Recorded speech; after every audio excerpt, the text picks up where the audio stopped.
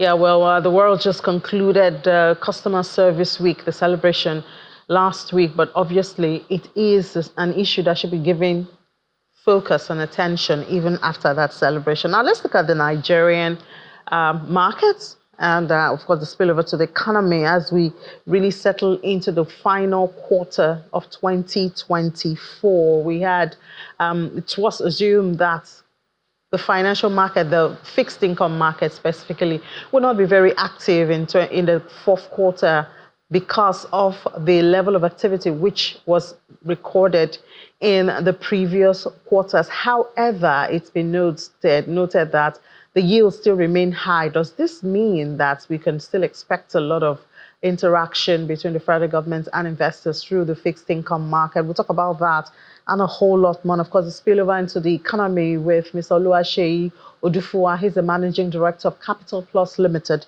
Mr. Odufuwa, thank you so much and good afternoon. Thank you for having me. Great. So, I don't know, purchasing power has really been cut down. And yes, we expect that investors or Nigerians or even non-Nigerians, we've seen a reduction in foreign investors, the number of participation of foreign investors in some of our markets. But in the midst of all our realities at this time, do we still expect a lot of investors to head to the market? Yeah, I'll say an emphatic yes. An emphatic yes. And the reason why I say so is because if you look at our market, we have two markets. We have the money market and the capital market. And I want to tell you that most of the investors are one. They just hover between both markets. And so once you have a bearish trend in one of the markets and you have a bullish trend in the other market, you know, market forces tend to interplay. And so look at the last MPC meeting where MPR was increased by 50 basis points to 27.25. It's an indication and a very clear one that money market instruments, which is particularly fixed income, is more attractive. And for you as an investor or a foreign investor, thereabout, you want to compare both markets, definitely fixed income is a way to go because it's also on short-term basis. But I'm wondering, is the purchasing power still there? Disposable income, is it still there? If you can look at it from two ways. You are looking at it from the local market side, but the intention of increasing an MPR rate, you know, on a regular basis, I think this is about the third time in 2024. The basis basically is to attract a lot of FX and also to curb inflation. And so 27.25 is not for local investors alone, but also for foreign investors. And if you look at the kind of directional inflow that comes in at the end of every announcement, both for treasury bills, look at bond, look at fixed deposits, there's no way, and even Eurobonds too. The traffic is there and it will continue to be there. But disposable income for Nigerians, yes, you have a point there. But look at the bigger picture, which selects its investors or people who bring in the funds from abroad. But this is mostly hot money that disappears at the wink of an eye. I agree with you 100%. And that's the flip side of increasing rates, you know, at an alarming rate. If you look at it, monetary policies and fiscal policies, in economics, they must run at a parallel, you know, ends, parallel lines, but different ends. So it means that as monetary policies is being rejigged, fiscal policies too must rise.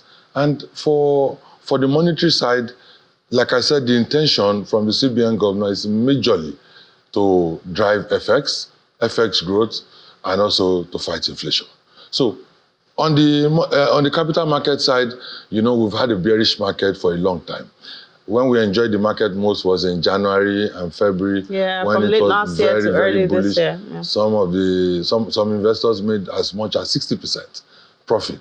But after that, immediately MPC meetings came and MPR was announced. On a regular basis, market has been very bearish, while the money market side has been quite bullish. Hot money, yes, I'll agree with you, but we must marry it with fiscal policies that will help drive it for sustainability. Aren't we seeing some fiscal policy moves by the authorities? I agree with you 100% that fiscal policies have been rejigged too, but fiscal policies is more of long term.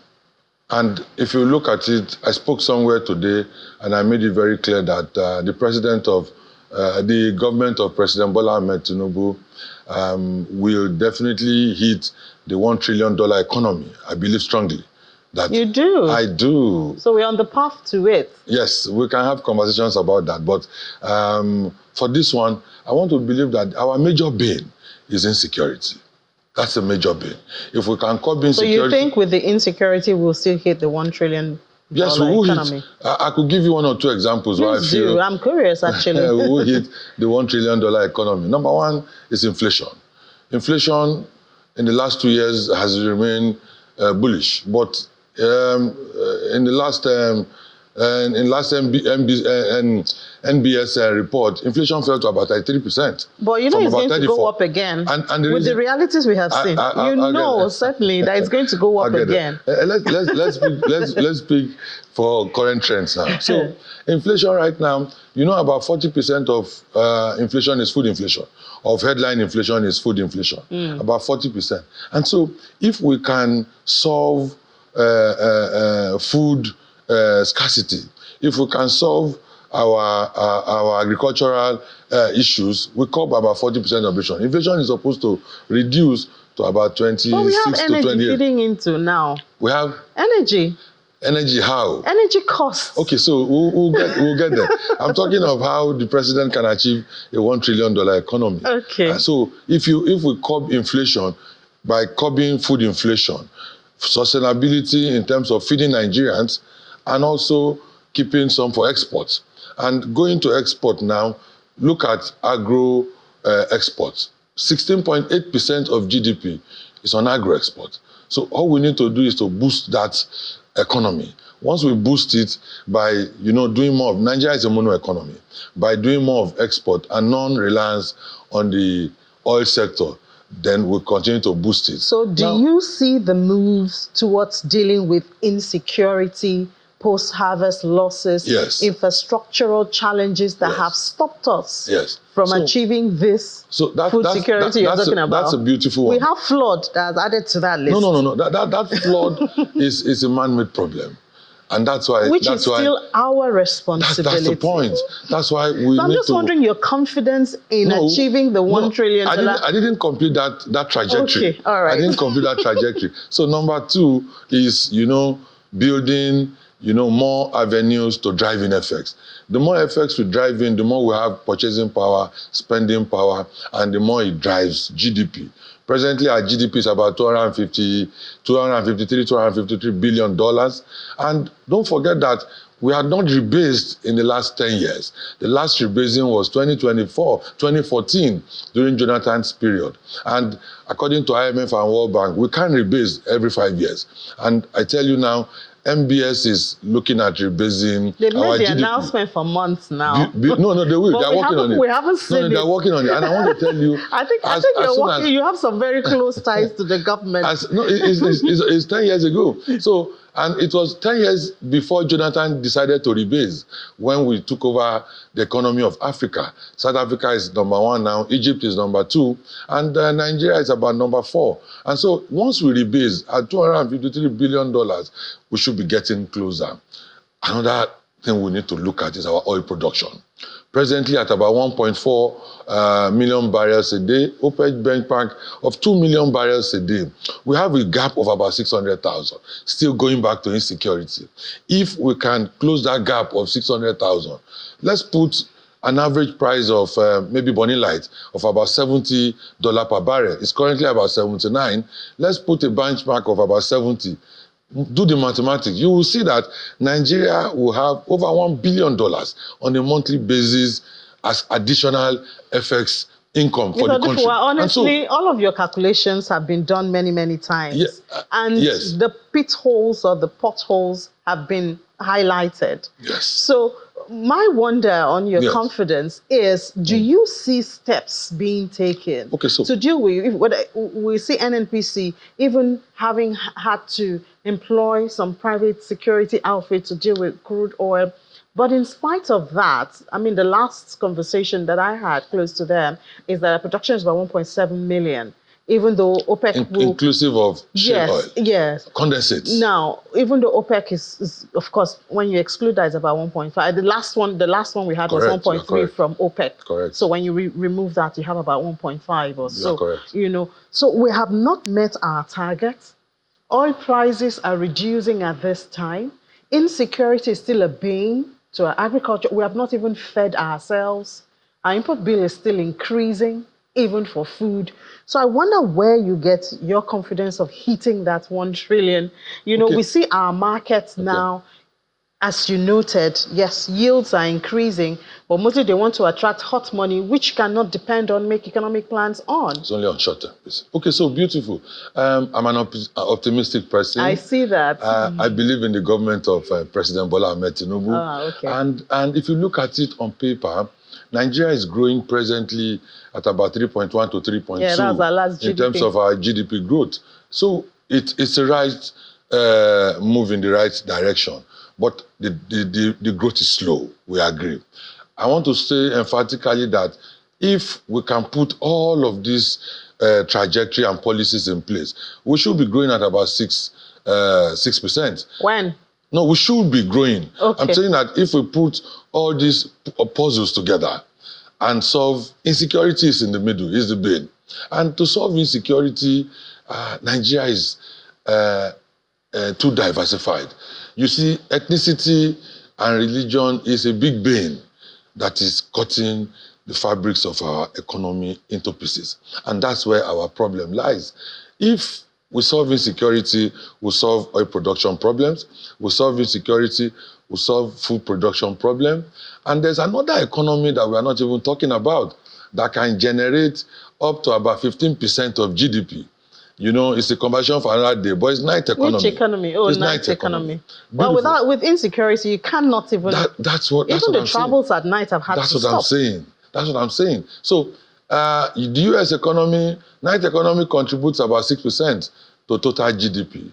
The UK economy, it contributes about 5% and over 1 million jobs. So if we solve insecurity, and the best way to look at it, we must look at the kinetic and non-kinetic measures to be able to solve this problem.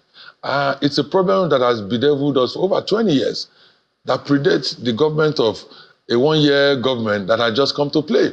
But every buck stops on its table. But what is the role of the governors too?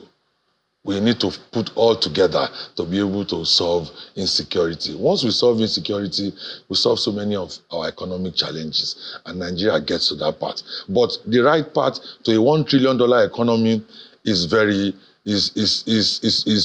we can see it, and it's achievable. And that's my point, that if we put all things together, we'll be able to achieve it. Perhaps you have not spoken to people on the street. People are hungry. I hope you know that. People just want, give me my $100 economy. Let me be able to take care of my basics. You see, if you know, that's another conversation. I'm also a Nigerian. I'm also on the street. I don't think you're on the streets. I'm also on the street too. I feel the pains that Nigerians face. Look at oil. I think about 1,000. And NNPC, I mean, at least I saw one of them, they had, I think, 1,010 now. Yes, will you tell me that in the last 5 years, the dollar that sold for a very long period, managed, if you would like to use that word, for 465 naira, was that the true value? We all know it's no. It's no. At the time dollar was 165 naira, we all knew that it was being managed to. So this is the only government that has taken the bull by the horn, I tell you, because a decade of over 20 years cannot be solved in 1 year. We must go through the pain, sincerely. We must go through the pain. Now, the cost of How long managing... do you think the pain will last? It could last for a little bit more, but we are almost there. Which is how many months, years? You know, I'm not in government directly. No, you have to speak for government because your confidence and optimism in the government seems like you do have some background information. As an investment banker, when you look at the trajectory, look at the banking sector, it's been strengthened. About 1.4 trillion naira being added to the banking sector. So it means that investing in the capital market right now at these current prices, you make a kill at the right time. So Nigeria must go through the pain, and that's what we are, hammering on. For you to get those investments to come in, the investing community, they must know the true value of the naira. So are we on the true value now? That's where we are. At 1,600, it has stabilized, and that's the true position. Okay. If we don't face our realities, we'll be living in denial for our future. Okay, so where do you see us ending this year amidst all of this? How do you see this year ending? Ending for inflation, ending for investors, for the markets? I want to believe strongly that for inflationary trends, the trajectory will not shift too much. At about 33% now, it's going to drop a little bit further because of the incentives for agricultural products that the government has put in place, and it's going to also drive down inflation a little bit. Like I said, food inflation is about 41% of headline inflation. So once food inflation continues to reduce, we will have a reduced inflation. That's on inflationary trends. In terms of the economy as a whole, we want to believe that the economy will grow. It will grow a little bit more. At 3.2%, we want to believe strongly that Nigeria will close on a very strong footing. Don't forget that. You think GDP will grow more? It will grow more. This year? Maybe to about 3.3%. Okay. Maybe to about 3.3%. Look at Dangote refinery. It's a factor. And that's why if you look at FX, it reduced a little to about 1,500 plus in the last 1 week because of the crude swap presently with NNPC. And with the trajectory of Dangote refinery, we believe that as oil production is being dispensed with marketers directly, we will see changes. Things will happen. Okay. Don't also forget, let me add, that the 70,000 naira minimum, national minimum wage, if domesticated by every state, it increases purchasing power.